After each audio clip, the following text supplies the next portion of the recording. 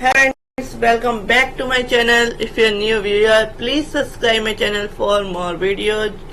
आज हम बात कर रहे हैं कैसे जजमेंट की जो वकीलों के लिए है और वकीलों के लिए बड़ी खुशखबरी है कि सुप्रीम कोर्ट ने मंगलवार को बड़ा फैसला सुनाते हुए कहा कि खराब सेवा के लिए उपभोक्ता अदालत में केस नहीं चलाया जा सकता किसी भी वकील पर। तो क्या है पूरा मामला, इसको समझते हैं, साथ ही साथ समझेंगे कि क्या बेनिफिट रहेगा इसका अगर कोई वकील अगर किसी तरह का केस हार जाता है या वह जो है किसी तरह की खराब सर्विस देता है, उस केस में जो वकील है उनको ये बहुत ही ज्यादा जो शीर्ष अदालत सुप्रीम कोर्ट ने बड़ी राहत दी है।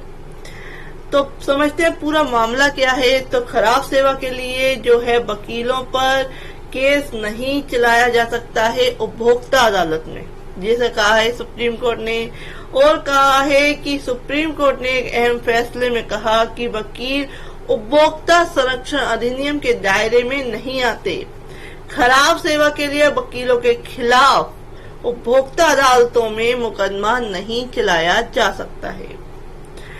ये जस्टिस बेला एम त्रिवेदी और जस्टिस पंकज मित्तल की पीठ ने कहा कि कानूनी पेशा एक अनूठा पेशा है, इसके कार्य की प्रकृति विशिष्ट है और अन्य व्यवसायों से इसकी तुलना नहीं की जा सकती है।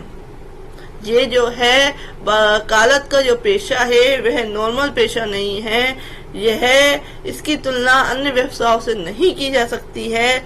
और पीठ ने मंगलवार को विभिन्न बार निकायों की याचिका पर फैसला सुनाते हुए कहा कि एक वकील जब अपनी सेवाएं देता है उस पर बहुत हद तक उसके मुवक्किल का सीधा नियंत्रण होता है। तो पीठ ने कहा कि वकील व मुवक्किल के बीच अनुबंध या कॉन्ट्रैक्ट व्यक्तिगत सेवा के तहत होता है, इसलिए यह उपभोक्ता संरक्षण अधिनियम के तहत सेवा की परिभाषा से बाहर है। हालांकि पीठ ने यह भी कहा कि वकीलों को अपने मुवक्किलों की स्वायत्तता का सम्मान करना चाहिए।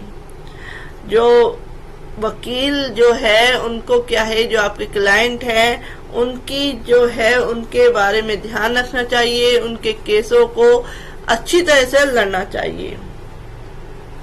पीठ ने राष्ट्रीय उपभोक्ता विवाद निवारण आयोग के उस फैसले को रद्द कर दिया जिसमें कहा गया था कि वकीलों की सेवाएं उपभोक्ता संरक्षण अधिनियम के तहत आती हैं। तो ये कहा गया है। साथ ही डॉक्टरों के मामले में पुनर्विचार की याचिका की जो है पुनर्विचार की जरूरत बताई गई है।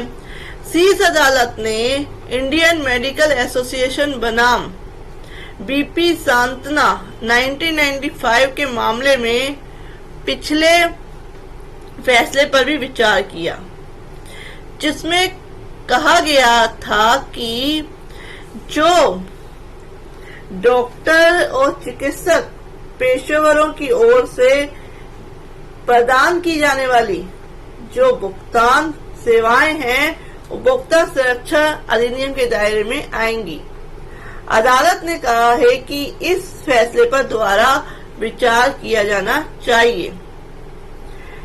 फैसला पढ़ते हुए जस्टिस त्रिवेदी ने कहा कि हमने राय दी है कि मामले को निर्णय पर दोबारा विचार किया जाना चाहिए और हमने सीजीआई से इसे पुनर्विचार के लिए बड़ी पीठ को भेजने का अनुरोध किया है। तो साथ ही साथ एनसीडीआरसी के फैसले को भी दी गई थी चुनौती। याचिका दायर करने वालों में bar council of India, Delhi high court bar association और बार ऑफ इंडियन लॉयर्स जैसी संस्थाएं और अन्य लोग शामिल थे। याचिका में राष्ट्रीय उपभोक्ता विवाद निवारण आयोग एनसीडीआरसी के 2007 के फैसले को चुनौती दी गई थी, जिसमें कहा गया था कि वकील और उनकी सेवाएं उपभोक्ता संरक्षण अधिनियम 1986 के दायरे में आते हैं। तो इसमें साथ ही साथ कानून का मकसद अनुचित व्यापार प्रथाओं से सुरक्षा देना है। उपभोक्ता जो अधिनियम बनाया गया है, शीर्ष अदालत ने सुनवाई के दौरान कहा कि 2019 में दोबारा अधिनियमित उपभोक्ता संरक्षण अधिनियम 1986 का उद्देश्य और लक्ष्य उपभोक्ताओं को अनुचित और अनैतिक व्यापार प्रथाओं से सुरक्षा प्रदान करना है।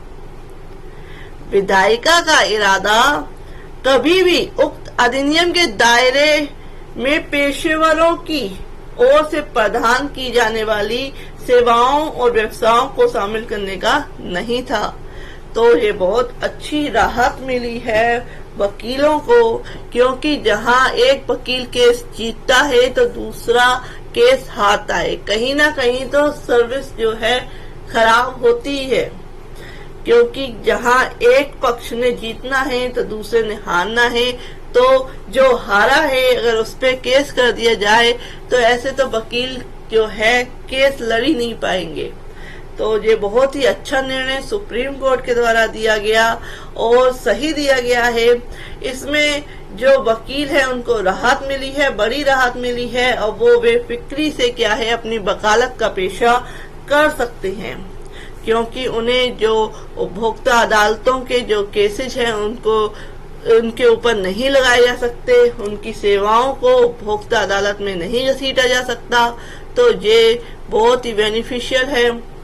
साथ ही साथ डॉक्टरों पर देखते हैं क्या आता है कि कैसे क्या जो डॉक्टर है उनका वो उपभोक्ता अदालत यानी कि उपभोक्ता संरक्षण अधिनियम के अंतर्गत आएंगे या नहीं आएंगे। इन पर पुनर्विचार की याचिका जो है द्वारा CJI को दी गई है, तो इस पर भी पुनर्विचार किया जाना है। तो फ्रेंड्स, अगर आप मेरे चैनल पर नए हैं, अगर चैनल पर नए हैं तो प्लीज सब्सक्राइब मेरे चैनल, और मेरे चैनल की प्लेलिस्ट में जाके बहुत सारी वीडियो लॉ से रिलेटेड, लीगल अवेयरनेस से रिलेटेड आप देख सकते हैं। हिंदू मैरिज एक्ट, दहेज प्रतिषेध अधिनियम, बहुत सारे जो है मेरे पे 1200-1300 वीडियो जो है यूट्यूब पे मैंने अपलोड की हुई है, वहां से आप देख सकते हैं। साथ ही साथ अगर आप ऑनलाइन क्लासेस चाहते हैं तो आप कमेंट बॉक्स में लिख सकते हैं, अपना नंबर दे सकते हैं, मैं आपको कॉल करके अगर आप क्लासेस चाहते हैं वही क्या है अपना नंबर और कमेंट लिखें। If you like my video please like, share and subscribe my channel. और आप अगर अभी तक मेरे चैनल की प्लेलिस्ट में नहीं गए हैं तो आप जाके देख लीजिए, आपको बहुत सारी नॉलेजेबल वीडियो जो हैं मिल जाएंगी वहां से। तो if you like my video please like, share and subscribe my channel.